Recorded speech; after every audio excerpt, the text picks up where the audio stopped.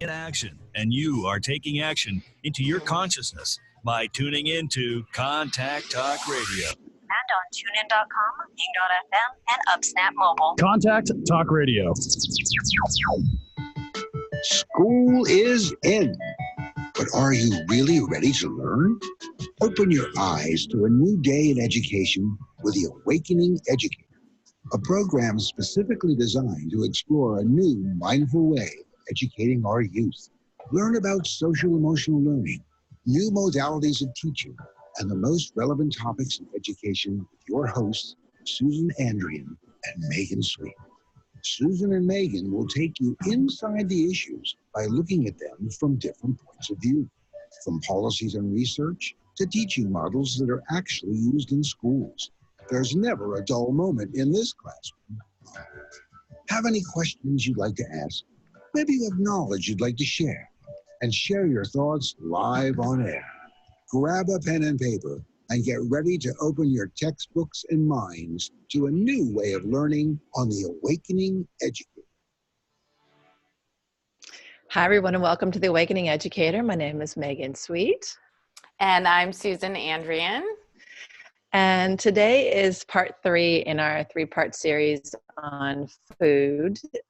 We started the series talking to Delane Easton about the policy aspects of food in schools. We talked a lot about gardens in schools, but also the public mandate to feed children, and recognizing that that's an important part of educating and schooling our children. Our last show was a little bit of a hybrid because our guest had to step out at the last second. So we talked a little bit about school gardens. Susan and I just checked in about life in general. And you were winging it, and it kind of worked. Sort of. I always love talking to you, Susan. So I was delighted. And today we're rounding it out with a really special guest, Jennifer LeBarre. And I'll tell you a little bit about Jennifer, and then we'll get into the show. So Jennifer LeBarre is a leader in the nutrition services in the San Francisco Bay Area. In her work heading up the nutrition services departments in San Francisco, and before that in Oakland, Jennifer has overseen the distribution of hundreds of thousands of meals every year to children. In this capacity, Jennifer plays a vital role in providing for a basic need for many of our youth: food. While often an unnoticed need, access to regular meals is not a given for many of our children, and yet when children are hungry, they are unable to learn at their full capacity.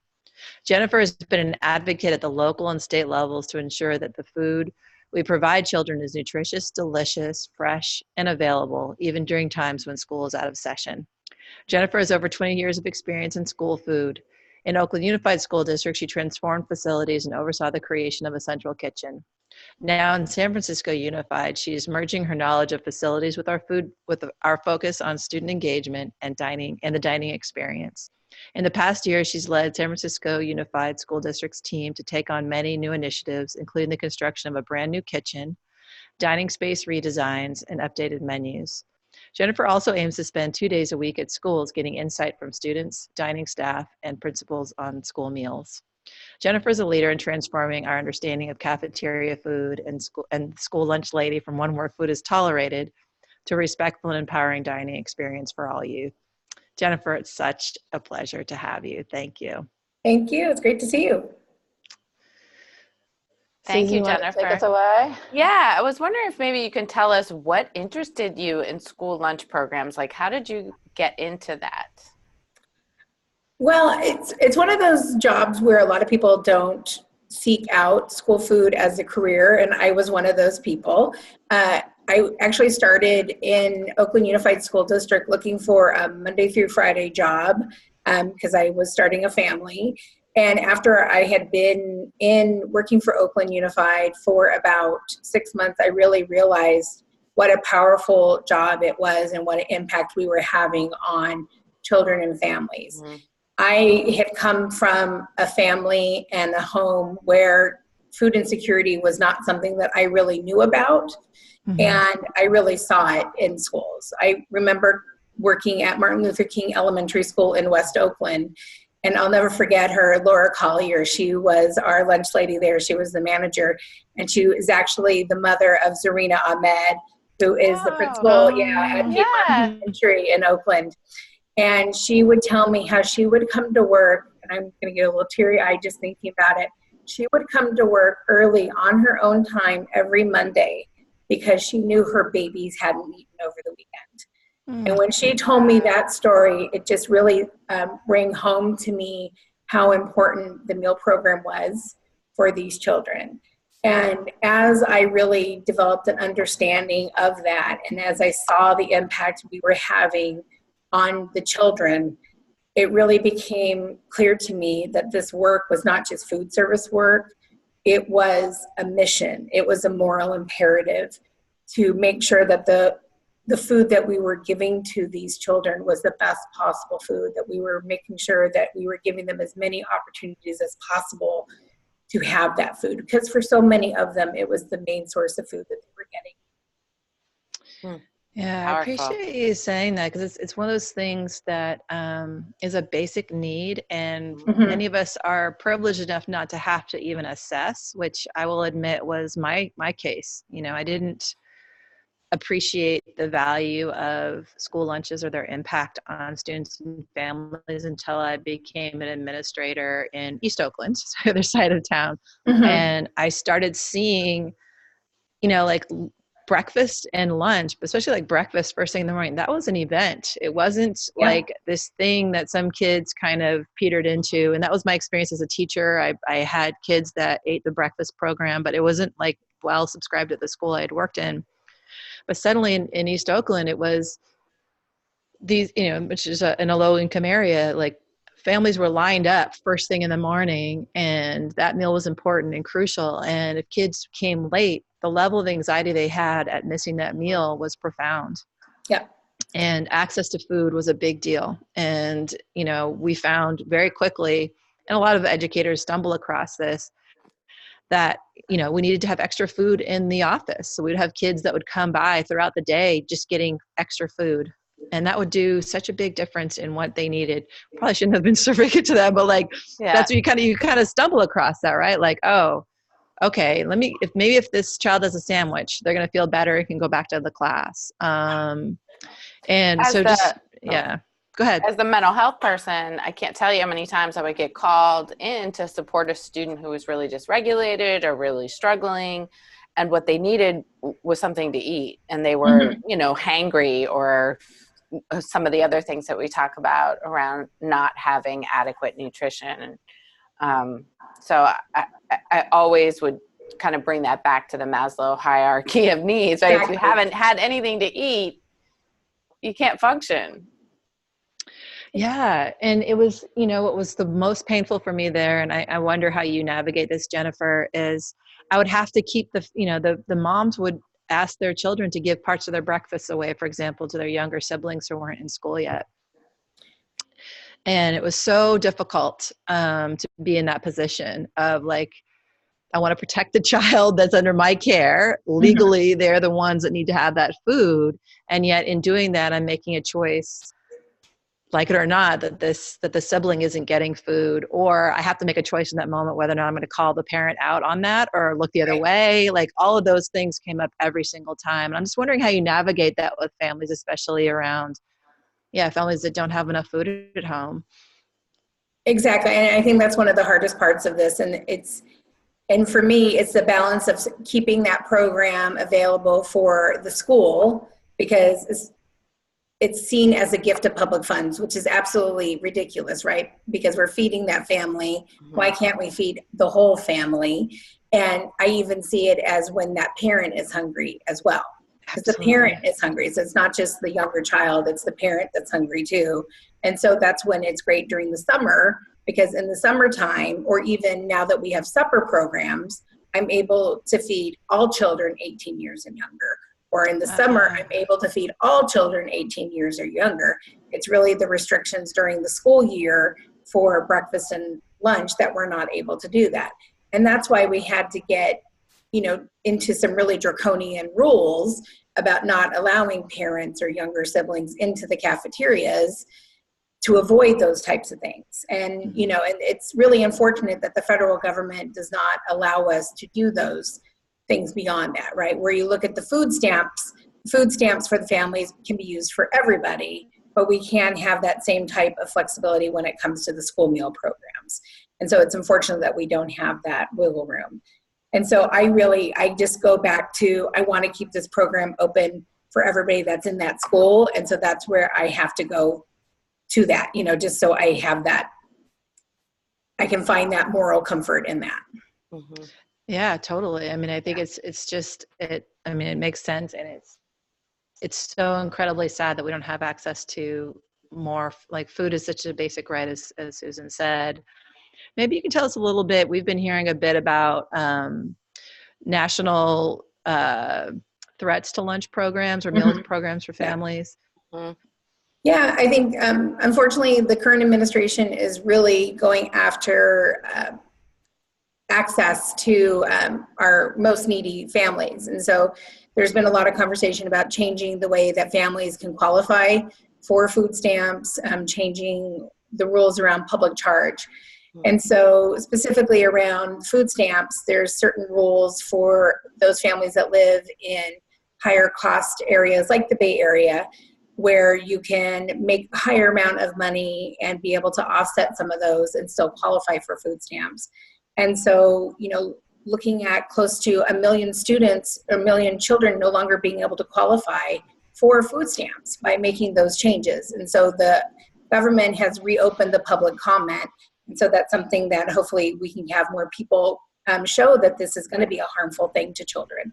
And even showing that even though there's different qualifications for food stamps versus the National School Lunch Program, some of these children will no longer even be able to qualify for the National School Lunch Program either. So they're going to be out not only food at home, but also food in school. Now, luckily, some school districts like Oakland and San Francisco Unified feed children regardless of their ability to pay, but that still has an impact on the school district. And then there's also the attack on the public charge. And luckily, school meal programs are not part of the public charge rule, but the federal government is attacking food stamps. And again, this is, as we've been saying throughout this program, food is a basic necessity that we need to survive. And again, going back to Maslow's hierarchy of need, if we aren't being able to take care of our basic needs, we cannot become the type of citizens, the type of people that we need in this country to make, not to quote him, to make America great, right? And so if we cannot function well, which we need with food to help us to do that, then we cannot be our full selves. And so it's really unfortunate that this administration is attacking our basic needs, which among them is food. I'm curious because you brought up the public charge, which I think is a really important issue, and we see the number of people accessing services going down. And even though children are exempt from this and school lunch programs are exempt, I'm wondering if we've seen a reduction in the number of families who feel safe enough to fill out the free and reduced lunch program application. So we can't necessarily, in San Francisco, we can't tie it to that because we've also had the San Francisco minimum wage come into effect, which has created a decrease in number of families that have qualified for the free and reduced price meal program. So it's timed around the same time, so we can't draw it necessarily. Anecdotally, however, we've had families, specifically our Latinx families, who have said they do not want to fill it out because they're afraid of being identified. And so we've done a lot of education and we've reached out to families, really, explaining that public charge is not tied to school meal program. But I have to say there's fear out there, and I can totally understand why that would be. Yep, justifiable, absolutely. Yeah, absolutely. Yeah, it's heartbreaking to see these attacks on families, especially around these basic needs. It's just profound to me. Why don't we take a break here, and we'll come back in a couple of minutes and check in with Jennifer. I'd love to hear a little bit when we come back about, like, we understand a bit about why, like, this hierarchy of need thing, food, but anything you can help us to understand what's actually happening in a kid's body or why that's going to help them to be successful would be great to hear about as well. So we'll be back in 2 minutes. Thanks, Jennifer. You're listening to The Awakening Educator. Thanks, Jennifer. Yeah. Thanks, Jennifer. Yeah, you're welcome. You're doing so great. Thank you. This is Sue. Screaming from the belly, yeah, it's hard. Something's wrong when we're fighting for polluted. Yeah, it's stupid. I started school but convoluted.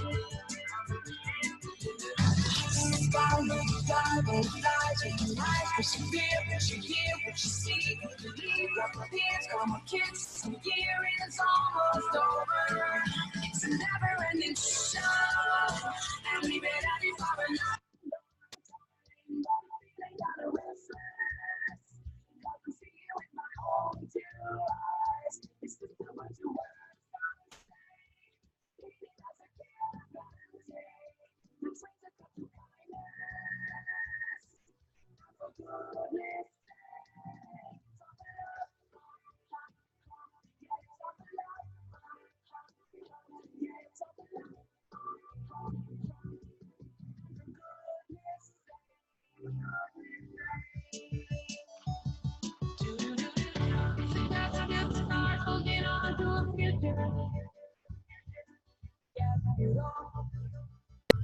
Look at the chat. Yeah. Oh. Oh, we're.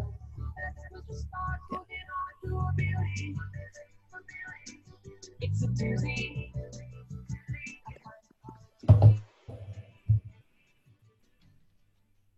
Hi, welcome back. This is the Awakening Educator, and I'm Susan Andrian. I'm Megan Sweet. And we are with our guest, Jennifer LeBarre from San Francisco Unified School District, the Director of Nutritional Services. And we're having a conversation about why school meal programs matter. Hi. If you want to call in and talk to us about full school nutrition, you have a question specifically for Jennifer, you can call 1-844-390-TALK. That's 1-844-390-TALK.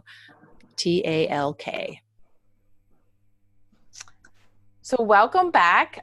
Before the break, we were having a conversation about the importance of school meal programs and nutrition, and also some of the impact that current federal administration has been having on children's access to healthy food in schools.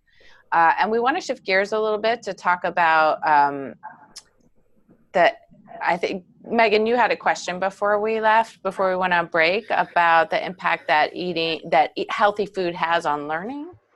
Yeah, I mean, I think we talk about, why, what it is to feel hungry and why that might be distracting, but why is good nutrition important? And why should it be a school district problem, perhaps, is a good way to think about it. Like, why do we need to invest in this way? It often is a question that comes up. I'm sure you've battled it for years, especially when money gets tight. So, Yeah, I think one of the things that we need to think about as an education system is that our job is to educate students, but in order to educate students, they have to be prepared to learn. And so it's not just about a book, it's not just about a pencil, or it's not just about having the Chromebook or those different types of things, or having a teacher. It's the foundational things that are necessary for our students. So there's lots of studies about the right amount of sleep. And we just passed some legislation about having schools start at a certain time, because there's studies that show, especially teenagers, if school starts at 7:30, they haven't had enough sleep, so they're not ready to learn. There's lots of studies that show if children are hungry, they're distracted. We were talking about if the students get sent to the office, and a lot of times the first question that they're asked is, "Did you have breakfast?" No, they haven't. So they're given food to eat, right? Or they're having behavior problems. Did you have breakfast? They're given food to eat. And so that's why, we want to prepare them to be able to read, to be able to listen to class, to be able to settle. And so many things are happening outside of the classroom, as social emotional learning, et cetera, et cetera. So these are things that are foundational in order to be able to have our students ready to read. So it's absolutely worth the investment in schools, the investment in kitchen facilities, to be able to, the investment in time, to be able to have students ready to eat and also ready to learn in the classroom. And you even think about when we're talking about adults, if we're going to a conference, if we're going to a meeting, what's one of the first things we see if it's an 8 a.m. Meeting that we're having? There is breakfast, there is coffee. there is food ready for us so we can be engaged in whatever topic that we're having. So if we can make that investment in adults, we certainly can make that investment in our children. And that's why the school meal program is so important. Thank you for that, Jennifer. Absolutely. And I think yeah, go ahead. I'm curious because we've talked about breakfast a few different times, and I was in a role of supporting school sites when the breakfast in the classroom rolled out in Oakland, and really saw both some of the resistance and the impact that program has had on many of our schools and many of our programs. I'm wondering, what was that like as that program was rolling out? What were some of the barriers? What was the goal and the impact? So the goal was really to increase the amount of students who had access and then were eating breakfast. So when you're looking at traditional before school breakfast, the participation is really low. In some schools, as Megan was saying earlier, a lot of times families are lining up early to get that access, but also getting to school on time, let alone early for families, can be a challenge. And especially if you're thinking about families that have a student at high school, a student at middle school. And then when you're looking at a lot of our schools where you have school choice, you can have one family that has an elementary school student at this school and one at the other school, and they're at different locations across the city. And so it really becomes a challenge to get your children to where they need to be. So getting to school on time, let alone early for breakfast, can be a challenge. Then at some schools, especially when you have mixed populations of socioeconomic status, getting to school for breakfast can become a stigma. So a lot of schools, if you're coming to school early for breakfast, you're really poor, you're really needy. And that can be a challenge for students. It can be a roadblock for students.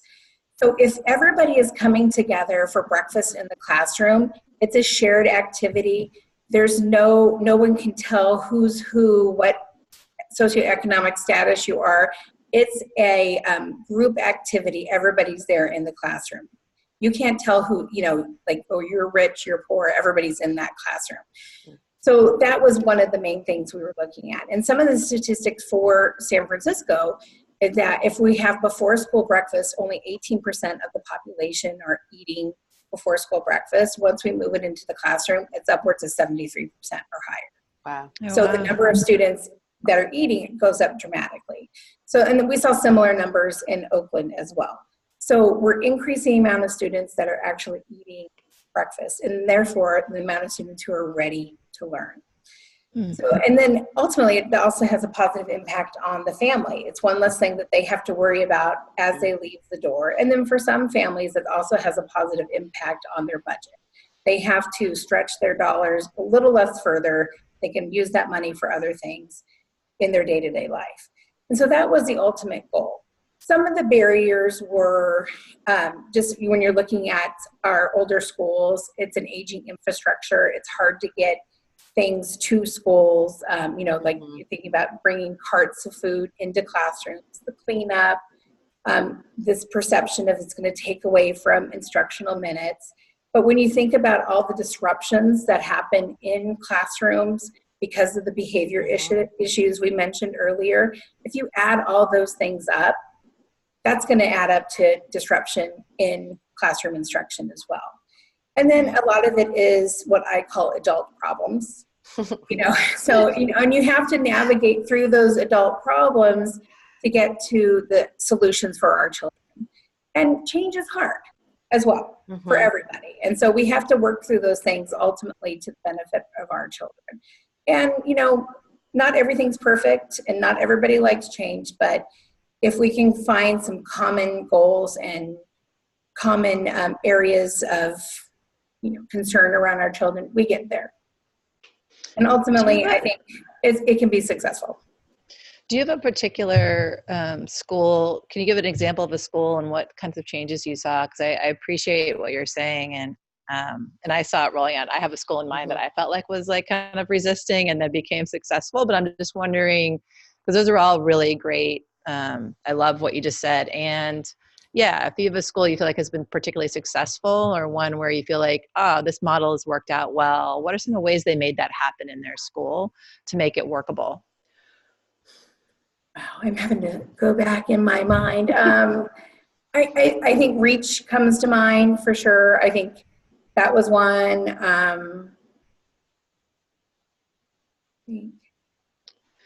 I think it's more like, how do they make it happen? So like, why was Reach successful? What are some of the moves they made to accommodate a breakfast in the classroom program that other schools can't either seem to think through, or might be like a barrier before they go there? I think they wound up having champions, which really happened. It really helped a lot. And so when you can get one or two champions, they can bring up the rest of the folks to get on, maybe not be 100% supportive, but at least get on board. Right. I think that helps a lot. Yeah. And do schools have to change their bell schedule or anything like that, or how are they making up those minutes or finding that time? Well, I think it depends on the school. So sometimes it can be integrated just as part of the day. So a lot of times schools are already doing some sort of opening moves already. So it can just be part of that time. And then sometimes bell schedules do need to be updated. It is really a site-by-site conversation. Yeah. And then there's other models too, like Second Chance, that work really well, where it's not necessarily breakfast in the classroom, but you have an extended passing period. And that seems to work really well for middle and high schools, where you have multiple points of service on the campus, or maybe one where all the students are funneling through anyway. And students are coming there and they're walking to their classroom and they're eating in their classroom, but you're not delivering it to their classroom. So there's different models that work just depending on the age and the school and those different types of things. I know a couple of the classrooms that I got a chance to visit breakfast in the classroom. The teacher would do story time so that kids would be eating and listening and then engaging in conversation about the stories while they were eating, which was always a nice, it felt like family. Exactly. It felt like breaking bread together and being part of a community. It felt different. Yeah, I love that. I think often, and I was asking the question, I was giving you a hard time, but because I think often when we introduce any initiative beyond what we understand is like the academic side of the house, and this comes up a lot around SEL strategies and the work that I do with mindfulness, people keep wanting to treat it as like this other thing or something extra, but really like there's a lot of ways that we can fold these school, and I would put food as a part of a school culture issue, Absolutely. frankly. How you can bring those in a way that's seamless. So yeah, reading to the kids, which you'd probably do anyway, but they're eating at the same time, or having kids grab their lunches or their snacks during passing periods so that they're able to get it and you're not disrupting the day. Folding it into a time that you've already set aside for some of that connecting and just having food there as well. So I just love those examples of like, it doesn't have to be that hard, but also the power of a champion who's willing to push whatever barriers need to be pushed and think creatively because they care enough to want to think creatively to make it happen. So those champions are powerful. So important in all of the things that are outside of what we normally think of. The champion is really key. Yeah. And I find too that when the champion's on the academic side of the house, so to speak, it's a more successful welcoming of the message. Yes. Because it, so to speak, you're speaking the own language. So it helps with that. Yeah. It's such an odd division. It is. Yeah. And, I come from the academic side of the house, so to speak, but I have the scarlet letter of O for operations because that's what I'm more known for. Yes. And truly a district leader came up to me in my last year in the district and was like, I just want to let you know something, Megan. And I was like, oh, shoot, what did I do? People know you more for operations than for academics. And I just want you to know that. And I was like, okay.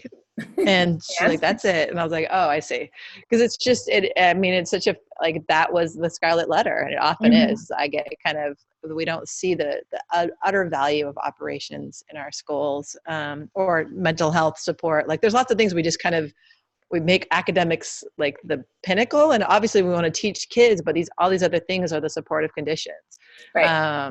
Well, the districts are set up in ways that, or at least the district, that sometimes it's really difficult because the way the structures are really siloed. And so it's academics and mental health and conditions for learning and nutritional. So it's all of these ways in which we have set up the systems so that we can operate, but then unintentionally we become siloed and really artificially separate out these things.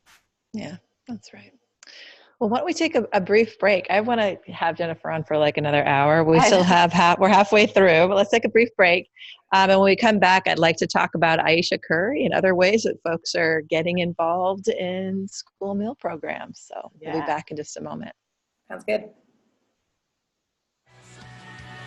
And if we don't go on pause, there we go.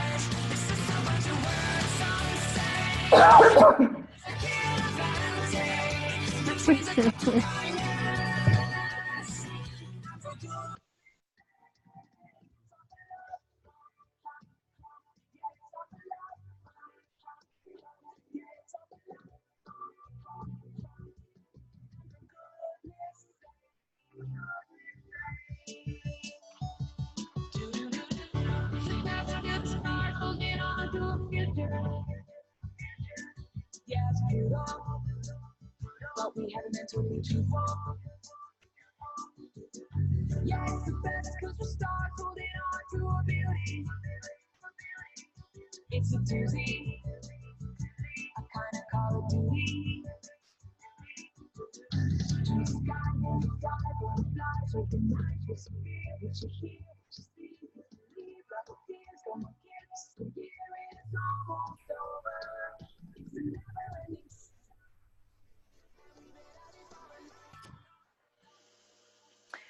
Welcome back. This is the Awakening Educator, and I'm Susan Andrian. I'm Megan Sweet. And we are here with Jennifer LeBarre from San Francisco Unified School District, the Director of Nutritional Services. Hi. Executive Director, I believe. Oh, actually. Executive Director. Sorry about that. No worries. So before we went on break, we were having a conversation about breakfast in the classroom, and we were going to shift to talking about how there's been some transformation in how we think about.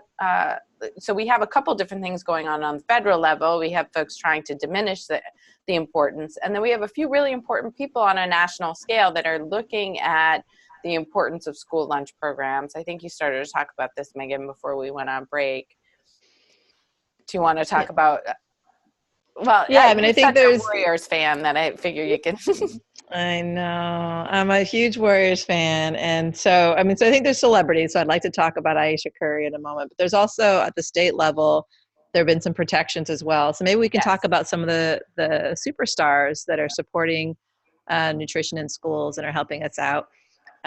So maybe at the California level, but then also Miss Aisha Curry. It would be lovely to hear about her involvement.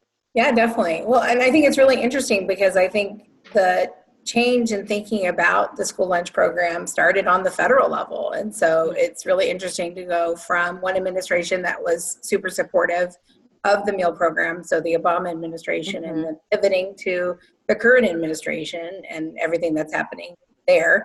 So I give a lot of credit to Michelle Obama and her Let's Move campaign for elevating the importance of the school meal program. And you really saw it when she started paying attention to the school meal program, and that she received a lot of criticism, and even from my own industry, with what she was looking to do with the Healthy Hunger Free Kids Act. But I give her a lot of credit for elevating the school meal program. And so now you have people like Aisha Curry and Steph Curry with amazing things that they're doing over in Oakland, and even what she's doing on the national level with Share Our Strength and No Kid Hungry, and her support of the breakfast in the classroom and those types of things that she's doing with them. And then even what Gavin Newsom has done here with the anti-lunch shaming bill that he just recently signed. And so I think it's really great that people are paying more attention to the meal program. Other people have tried to do it in a way as well, and I'm blanking on the British chef's name, Jamie Oliver. Yes. And I think he was well-intentioned, but I don't think he approached it in the right way, quite frankly. I mean, when you go into a West Virginia school kitchen and you shame the cafeteria ladies about the chicken nuggets that they're serving, and when they're not the ones making the decision about what's on the menu, that's not how you approach it. And I think the way that folks like Michelle Obama did by learning and getting educated about the school meal program, I think that's the way you do it. And then wanting to partner with people and wanting to uplift and learn and really elevate what's going on. And I think it's really appreciated when people want to do that and want to help and bring not just funding, but tell the story about what people are trying to do every day to feed students and to make it a better program for them. It's really appreciated when people do that, and it helps to change the idea of what school meals are. And it's not the lunch lady with the mole and the hairnet and the cigarette behind her ear, putting slop onto the tray, like on the on the Simpsons or, stuff like that. It's people who are really caring about what they're doing for kids, the people who are looking into the procurement practices, who are adopting policies like the good food purchasing policy that really looking at where food is coming from, how the animals are treated while they are being raised, several different levels of how we are preparing food and how we're treating the employees that are serving the food as well. So a lot of things have happened in school food in the 20 years that I've been working on it. It's really great to see. Yeah, that's really terrific. So part of what Michelle Obama was doing, and I'm wondering if you could speak about it, because I know that you have done this as well, is starting to integrate fresh food into schools. And this is actually the conversation we began with in our first series, because Delaney Easton is the former state superintendent of public instruction, and she brought gardens in schools onto the map in California. And I know you were involved in that in Oakland, but also just wondering a little bit about your thoughts about gardens in schools and integrating fresh food. And yeah, I think especially here in California, we need to be serving the freshest possible food and really working on farm to school sourcing for our kiddos. There's so much access to fresh food and across the country, but particularly here in California, that in San Francisco, we prioritize sourcing from within 250 miles of San Francisco. And so that means fresh fruits and vegetables, but we also look beyond the produce that's available and looking at the proteins and the grains that are also available to our students. And so I think that's very important. And, in San Francisco, we have gardens as well. We haven't been able to make the connection yet between the garden at the school and what's being served in the cafeteria. And a lot of that has to do with facilities. And so, as I mentioned, we're working on that and trying to improve our facilities so that we can have more of that connection. Whereas in Oakland, we had a little bit stronger connection. We were doing salad bars. And so that's something that we're, looking into and seeing if that's something that we want to do in San Francisco, because not every school district is the same. And it's really important that you have a meal program that meets the needs of your students in every district. And so that's something that we're exploring. But definitely, I think the freshest possible meal program that you can provide is very important for your children, regardless of where you are. Thanks for that.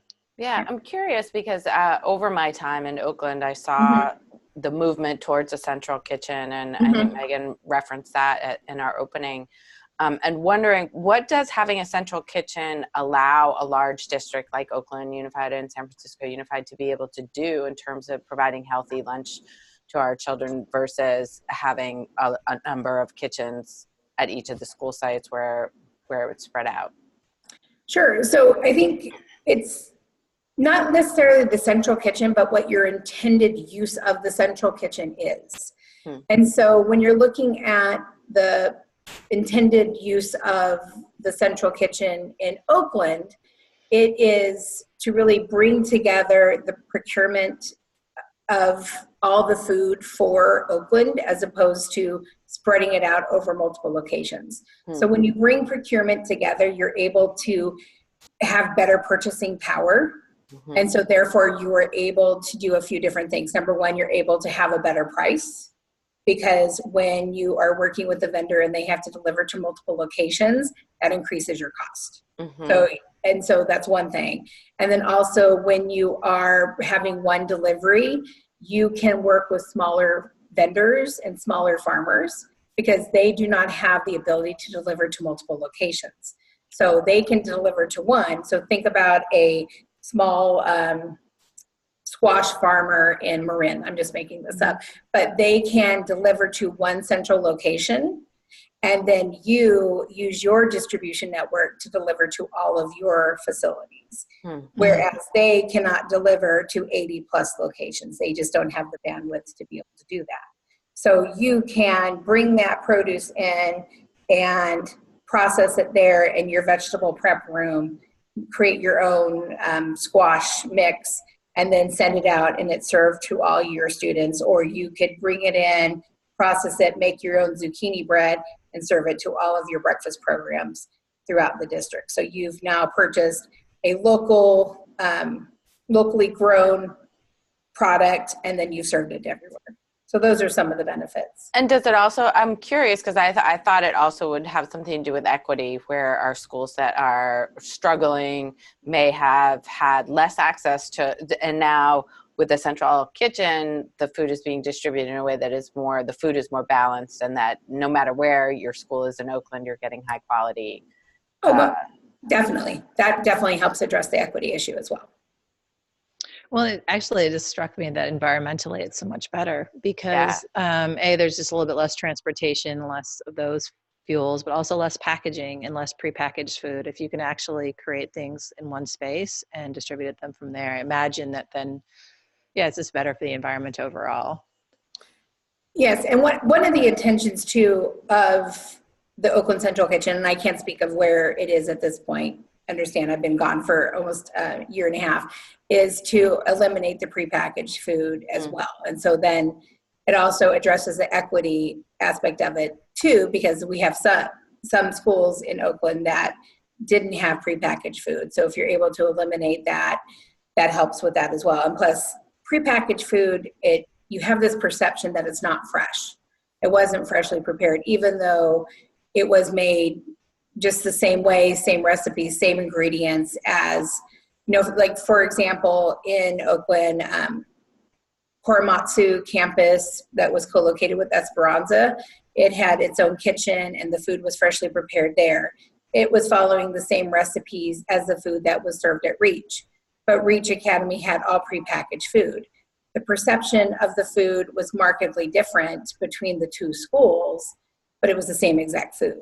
So the idea was to, at some point with updates at Reach, the new central kitchen, we would be able to eliminate the prepackaged food at Reach and therefore increase the perception of the food at Reach as well. And therefore you would be able to increase participation, but also create a more equitable food system across the board too. And then, to Megan's point, have a better impact, a positive impact on the environment at the same time. So those are the things too that we would like to address in San Francisco. Well, yeah, I think perception is such an important part, and you're naming it around, what it feels like to take food out of a plastic wrapper and eat that versus something that's coming in a bowl or something that is, not prepackaged. But I know you've also been doing some work in San Francisco around updating how it feels to actually be in a cafeteria, which is another part of the stigma that can come up. Can you talk with us a little bit about that and why that perception is important? Yeah, definitely. And this is work that's been going on for several years in San Francisco. And it's really great because it was some of the work that when we were really addressing and focusing on food in Oakland, I was looking at some of the cafeterias that we were serving food in Oakland. I was like, wow, this is not a great space to be in. And I think about Laurel Elementary School, and it was loud and this huge space. And I remember just when visiting other schools that principals were using bullhorns to get the students to be quiet. And I was like, wow, what kind of experience is this? And even if we have wonderful food, are we really having a great experience for our students?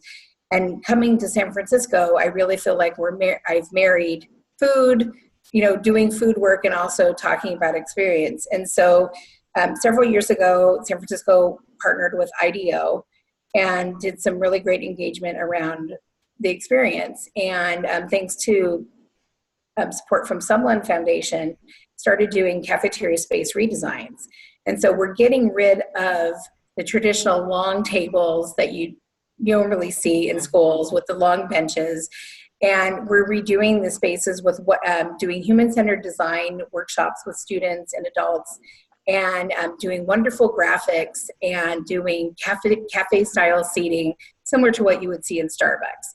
So at the most recent one that we've done, which is the Ruth Asawa School of the Arts and the Academy, which is up by Twin Peaks, we brought in the outside trees that they have. And we have these wonderful redwood graphics. And then we have couches, and we have tall tables and short tables and butcher blocks and stools and everything. And it's just such a great space.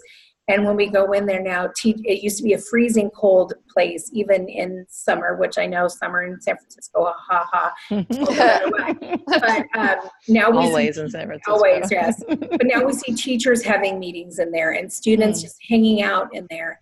And then other spaces, cafeterias can be somewhat chaotic. But and when I go in there, and the whole rest of the cafeteria is somewhat chaotic, but I go to where the couches are, it's the calmest place in the cafeteria. And students are relaxing and taking advantage of the place. And so it's really just a wonderful environment for the students to be in, and students are enjoying it. And so it's a really wonderful spot. So that's so exciting. It's really powerful. I mean, I think that is a spot that causes so much stress for so many people in the school system. So it's and having food associated with calm in a space that feels good to be in. Yeah. How exciting is that? Yeah, it's really great work. Well, it's often not thought about. I mean, it's my son's complaint every single day. He's I like to say he photosynthesizes more than actually processes calories, because I don't know how he keeps growing with the amount of food that he eats. But he often says the reason why he doesn't eat during the school day is because it's just so chaotic in his cafeteria. And they don't have space. He's at a tiny school with facilities issues. Which, again, I think we could do a whole series on facilities, Susan. Yeah, which I think is a big deal. It really we often is. don't think about the facilities, but he's in there. The principal is harried. It was often the time of day that I most I loved seeing the kids at lunch and sitting down with them, but my head would be buzzing after 3 lunch periods. And so I would dread it. I was oh boy, I do this and then I go out to yard duty. This is the worst part of my day. So then, and the administrators get kind of harried and they start yelling. Kids are running around. So my kid just eats the minimum and then books it out of there so he can just be outside. So it's such a brilliant idea to be attending to what it feels like. And even as you were talking, my energy was dropping. Oh, okay. Great. Yeah. Sitting on a couch or sitting in cool spaces. And again, destigmatizing eating in the cafeteria, because sometimes eating in the cafeteria, especially when I was growing up, was equated with the kids that were getting the free or reduced price lunch. But we know the aesthetic experience that you're in will also change the way the food tastes and the way you experience the food. If you're in a space that feels comforting and good, you're able to actually experience the food in a more positive way than if your body is under stress. Yeah, absolutely. That's just so remarkable. That's just such a profound thing. So what are some of the things you feel most proud of, Jennifer, as you look back so far? And I know you're not retiring or anything, but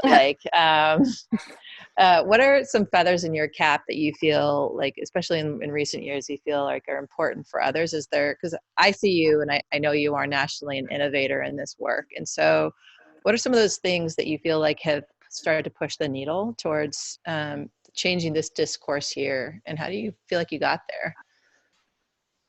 I think the work that we've done around procurement change and really looking at how we look at how we're buying food, especially around adoption of the Good Food Purchasing Program. There's a lot of conversations about triple bottom line, and the Good Food Purchasing Program really looks at so many different levels, everything from local and nutrition, but also how animals are treated, how the people who make our food are treated, which often when you're looking at food reform, people are never looked at.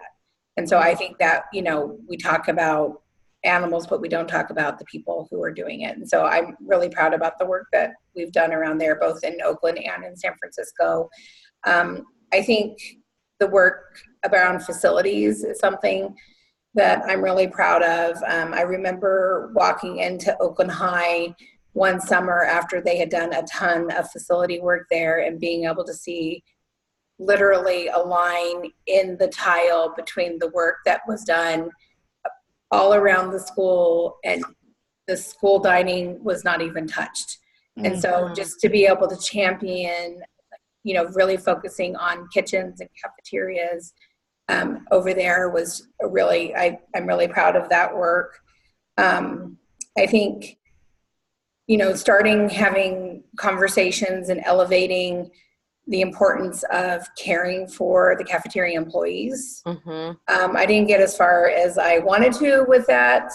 So I continue that work as much as I can over here. And then I think too, just really trying to get people to understand that the school meal program, I think, is really unique in the fact that it can address so many different things in society if we really let it. It can address workers' rights. It can address food access for children. It can address the economy. It can address the environment, those different types of things, and just elevating that conversation and keeping that going. Yeah, I think I'm proud of a lot, and I'm most proud that I found this job and I found my passion, and that I get to come and do this work every day. Yeah. That's so heartwarming. Yeah. And I'm so glad you're a champion for this work, because it is really important, and it's often not seen in the importance that it is. Yeah, I personally, I feel like I've witnessed that a little bit of that transformation that you led, and led so quietly. There was no look at me. There was no like, I'm doing all this stuff. You just quietly started shifting the needle, and it's been really exciting to see the work that you were doing in Oakland, but just the work that you're doing on a national scale, because you are part of that conversation of shifting the energy and the focus forward towards really supporting people to understand why nutrition is important, why food's important, the hundreds of thousands of lives school meal programs touch. And I love that you named the summer programming and the winter programming, that we actually do provide food to families all year round. So when schools close during the summer, the fact that we continue to provide families with food, which of course in my privilege, I didn't think about until I started encountering you, like the gift of all of those things and how much that means to families, I just think is profound. And I agree with you. It could be such a key lever towards transforming our schools. So I'm incredibly grateful for you joining us today, Jennifer. Thank you. Maybe before you go, Jennifer, maybe if you can I know there's some opportunity for comment on that the national conversation has expanded some comment period. Do you want to speak just briefly about that? Yeah, definitely. I don't have the website with me, unfortunately, but yeah, there's definitely a ability to continue to comment on about the change to food stamp qualifications. And that's something that I can share with you all. I'll get that to you as soon as I can. But we'll add it to our Facebook page and our website. Yeah, but there's still time to comment about it, and we want to stop the impact to nearly 1 million children if that does go through. Yeah, we want to keep the bare minimum that we are providing going, rather than cutting even deeper into that. So Jennifer, this has been such a treat to have you here. Thank you. Susan and I are going to do a brief wrap up. Stay with us, so don't go, but just wanted to thank you for coming. Susan? Thanks, Jennifer. What's coming up? What's our next series about, Susan? So our next series is on trauma, and I am so excited about our next guest, which is Dr. Bruce Perry, who is an internationally renowned psychiatrist, an expert on trauma, and he will be with us pre-recorded on November 15th, and that's going to be a really interesting and powerful show. And then we have a guest who's going to talk about self-care, and trauma, and her name is slipping me at the second. Do you have her name? Her name is not in front of me, but we're also going to have Dr. Jacqueline Ollison, who's going to be talking with us about